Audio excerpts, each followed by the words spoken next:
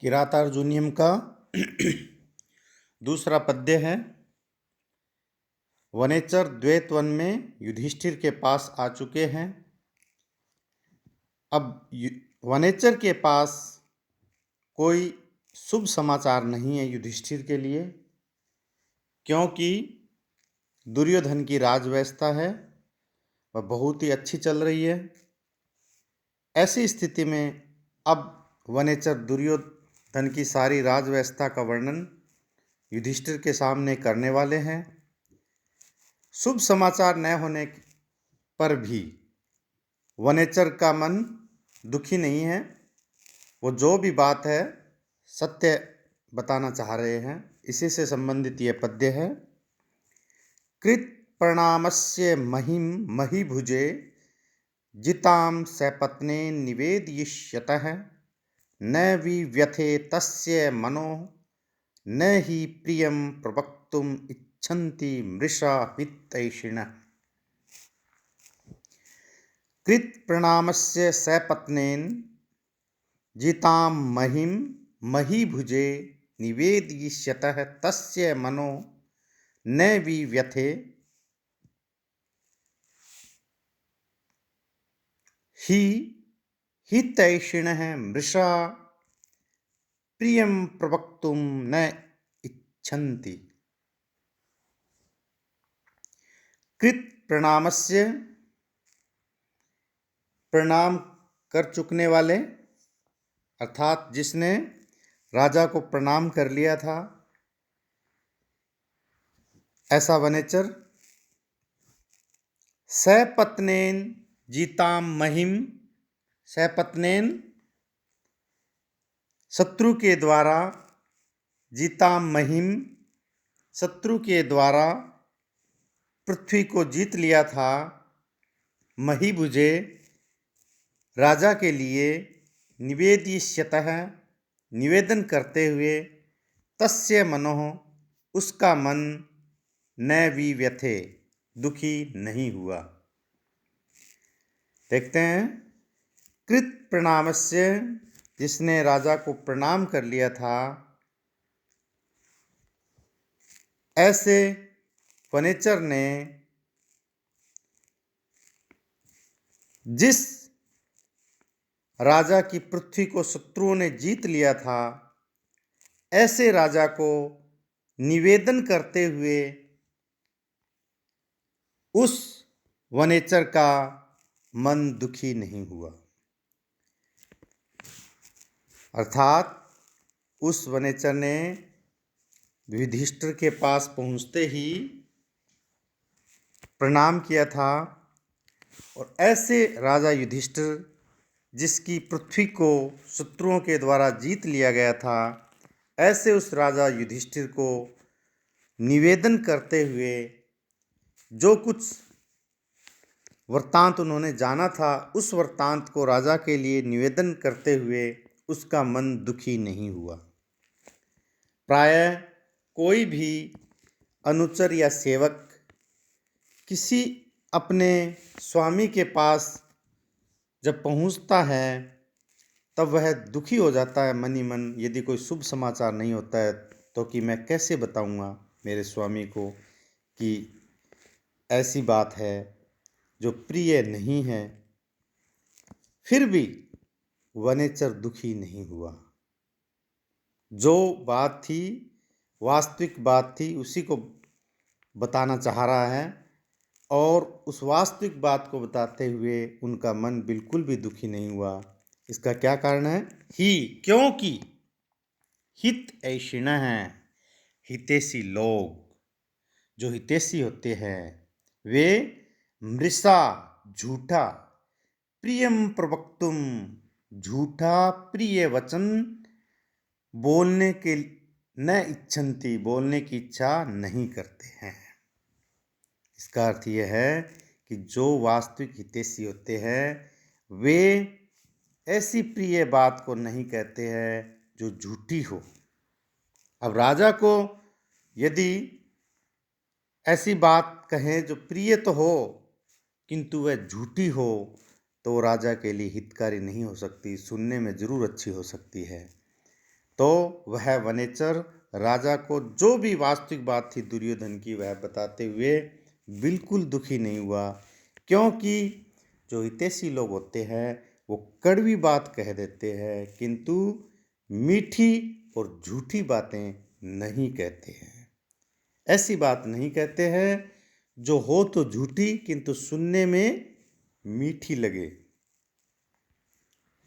वे झूठी बात नहीं कहते हैं,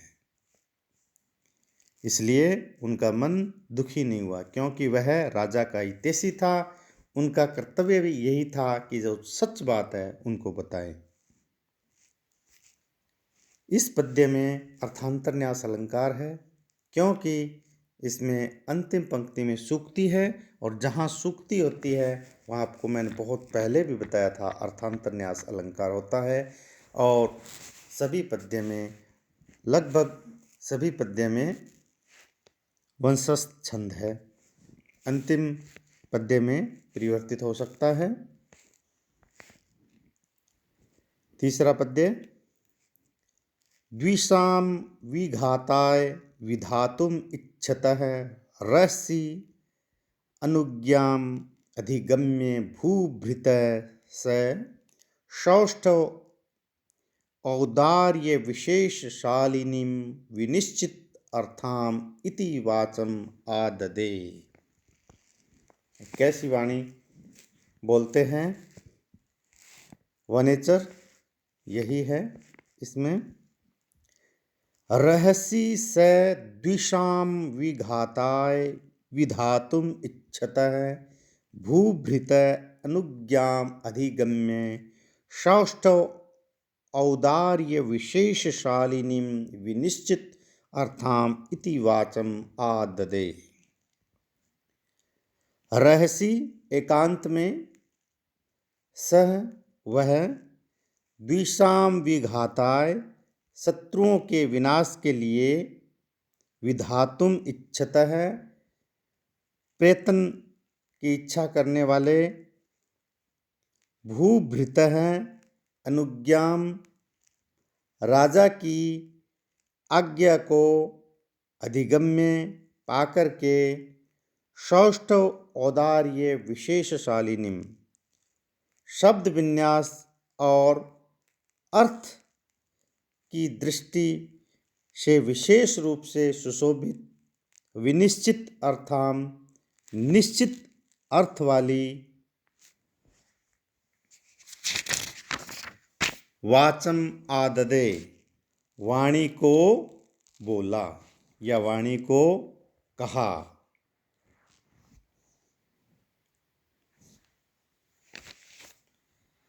रहसि अर्थात एकांत में, द्विषाम शत्रुओं के, विघाताय विनाश के लिए, विधातुम इच्छतः प्रयत्न करने की इच्छा करने वाले, भूभृतः राजा की, अनुज्ञाम वाणी को, अधिगम्य अनुज्ञाम आज्ञा को अधिगम्य प्राप्त करके। एकांत में शत्रुओं के विनाश के लिए प्रयत्न करने की इच्छा करने वाले, राजा की आज्ञा को पाकर के उस वनेचर ने शब्द एवं अर्थ की दृष्टि से विशेष सुशोभित निश्चित अर्थ वाली वाणी को कहा। फिर बताता हूँ अर्थ, कि एकांत में शत्रुओं का विनाश करने के लिए प्रयत्न करने की इच्छा करने वाले, राजा युधिष्ठिर की आज्ञा को पाकर के उस वनेचर ने शब्द एवं अर्थ की दृष्टि से विशेष रूप से सुशोभित निश्चित अर्थ वाली वाणी को बोला। ठीक है, अब वनेचर ने क्या कहा है, एक और जो वनेचर की वाणी है वह बहुत ही विशिष्ट वाणी है। वह शब्द विन्यास की दृष्टि से भी प्रशंसनीय है और जो बोला है वह अर्थ की दृष्टि से भी सुशोभित है वह वाणी। और जो कहा है वह बहुत ही विशिष्ट अर्थ से युक्त है। एक निश्चित अर्थ उनसे निकलता है जो कहा है कि वास्तव में वनेचर क्या कहना चाह रहा है, और स्पष्ट रूप से पता उस वाणी से चलता है कि वनेचर की कहने की क्या भावना है। कहीं भी अस्पष्टता नहीं है और जो कहा है उसमें शालीनता है और जो कहे वह अच्छी प्रकार से राजा के समझ में आने वाली वाणी है। समझ गए? कहने का मतलब यह है कि वनेचर ने राजा की आज्ञा पाकर के एक बहुत ही सटीक शब्दों में अपनी बात को व्यक्त किया है। और इसमें भी वंशस्थ नामक छंद है। अभी इस कालांश में इतना ही। धन्यवाद।